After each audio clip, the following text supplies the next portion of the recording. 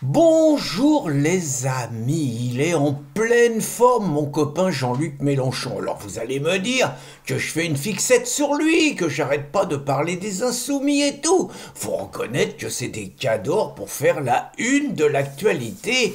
Nous sommes à 48 heures de leur grande manifestation nationale dans toutes les villes contre l'extrême droite, ses idées et ses relais.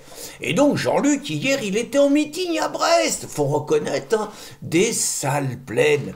Et il s'en est pris aux journalistes qui osent l'allumer sur la caricature d'Hanouna. Comment lui, un mec de gauche, on ose l'accuser de racisme, voire d'antisémitisme. Et la contre-attaque, elle a été fulgurante. Jean-Luc, il a dit que les journalistes qui l'allumaient et qui le qualifiaient d'antisémite, ils l'attaquaient comme ça parce que leur grand-père, c'était des collabos sous Vichy qui avaient plein d'affiches antisémites et qu'ils s'inspiraient de ça.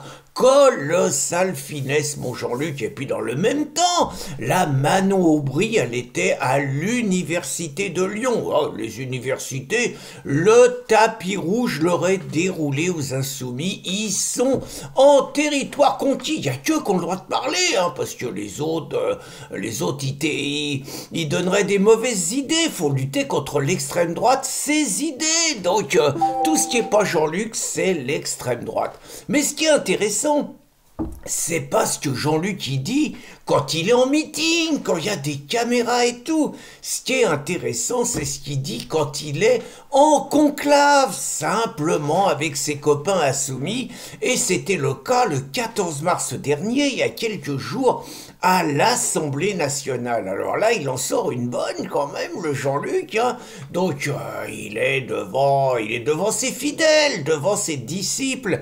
Et en gros, le résumé de ce qui nous est dit, excellent, les mecs de Boulevard Voltaire qui ont récupéré ça, bravo. Hein.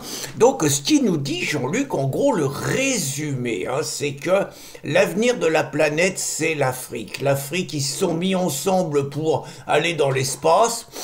Je suis perplexe par rapport à la situation de l'Afrique, mais pourquoi pas? Et donc, il voit dans ce message rassembleur de l'Afrique l'avenir pour la planète, mais surtout pour la France. Et donc, ce qu'il nous raconte le Jean-Luc, il nous dit, en gros, qu'on est un peuple de vieux cons.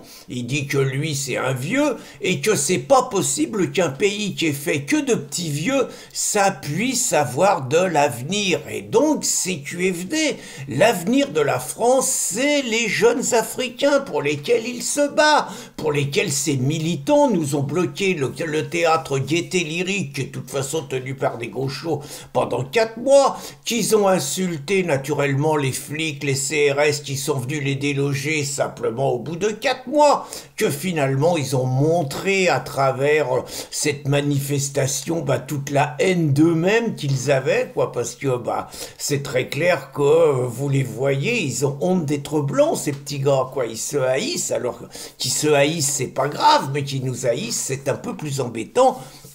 Et donc le Jean-Luc, il a expliqué qu'il fallait laisser les clés de toutes les parcelles de la France qu'il était possible de faire, qu'il fallait les laisser aux jeunes Africains parce que nous on est des vieux croutons, alors que Réac, Ringard et tout, alors que eux, c'est une jeunesse dynamique qui va nous tirer vers le haut.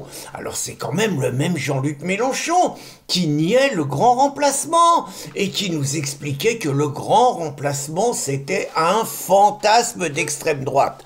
Mais lui, il dit qu'il est pour la Nouvelle-France et qu'il est pour la créolisation. C'était déjà pas mal, mais pour l'instant on en était quand même à l'accueil de l'autre encore. Là c'est fini, on n'a plus à accueillir l'autre, on lui laisse les clés, c'est-à-dire que nous on se retire.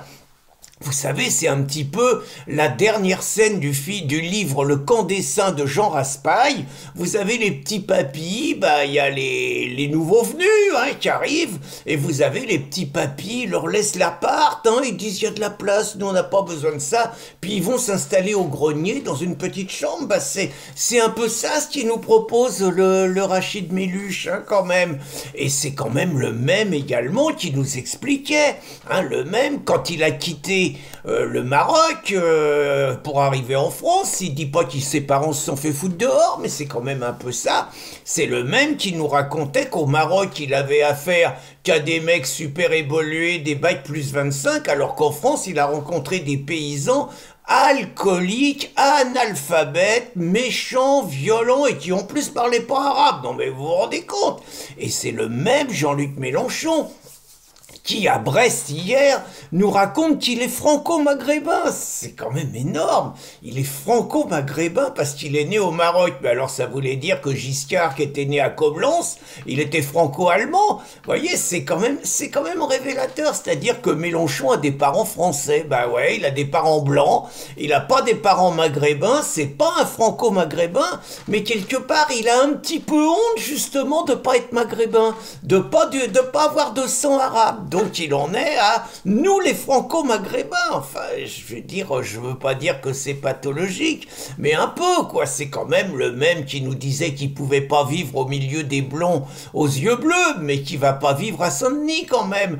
Et c'est aussi le même qui nous expliquait qu'il préférait être noir athée que blanc catholique. Bon, vous voyez, la vraie question, finalement, c'est que on est quand même à une époque où dans l'Union européenne, avec la complicité de Macron et de Van der Leyen, on déclare inéligibles des mecs comme Georgescu, parce que paraît-il que ce seraient des agents de l'étranger et que ça serait des gens soumis à la Russie, sans la moindre preuve, hein, mais c'est clair.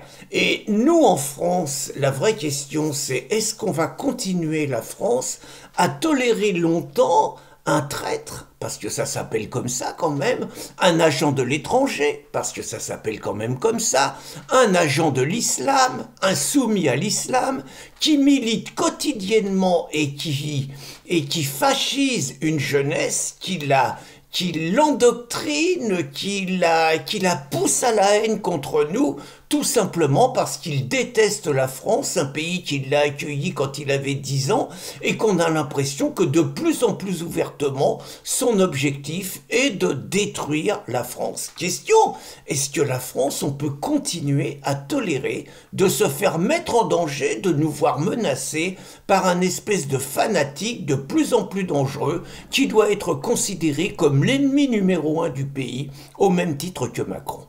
À réfléchir. Bonne journée les amis.